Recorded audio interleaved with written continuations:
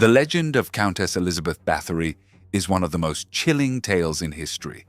A story so horrifying that it has inspired vampire myths for centuries. Born in 1560 into one of Hungary's most powerful noble families, Elizabeth was raised in privilege. But behind the grandeur lay a darkness that would eventually consume her. From an early age, she was exposed to the brutal realities of aristocratic life. Public executions, harsh punishments, and a belief in the occult that ran deep in her family. Some say her relatives practiced dark rituals, and whispers of madness followed the Báthory name. As a young woman, Elizabeth married Ferenc Nadasdy, a fierce warrior known as the Black Knight of Hungary. Together, they ruled over vast lands, commanding absolute authority over their servants and peasants. But when Ferenc was away at war, Elizabeth's cruelty began to surface. She developed a fascination with torture, allegedly learning techniques from her husband's soldiers. Her victims were mostly young peasant girls, lured to her castle with promises of work as maidservants.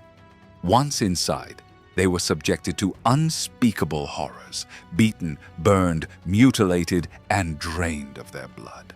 The most infamous legend claims that Elizabeth believed bathing in the blood of virgins would preserve her youth. While historians debate whether this specific myth is true, there is no denying the sheer scale of her atrocities. Witnesses later testified that she would bite chunks of flesh from her victims, drink their blood, and even force her servants to join in the rituals. Some accounts say she compelled her court to drink blood as well, binding them to her madness through shared guilt. For years, the screams from her castle were ignored. Peasants who dared complain were silenced, and local authorities turned a blind eye out of fear or bribery.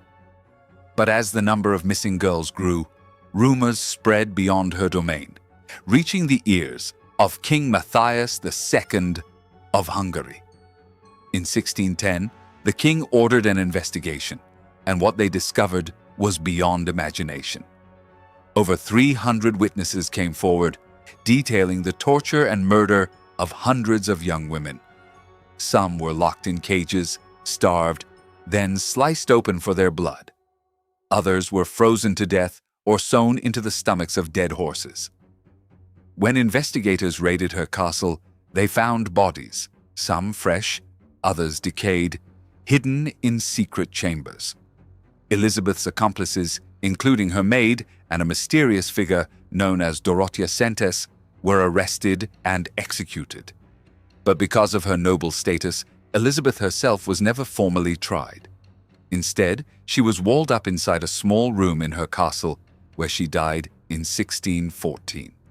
Her crimes were so monstrous that her name was erased from official records, and to this day, she remains a symbol of cruelty.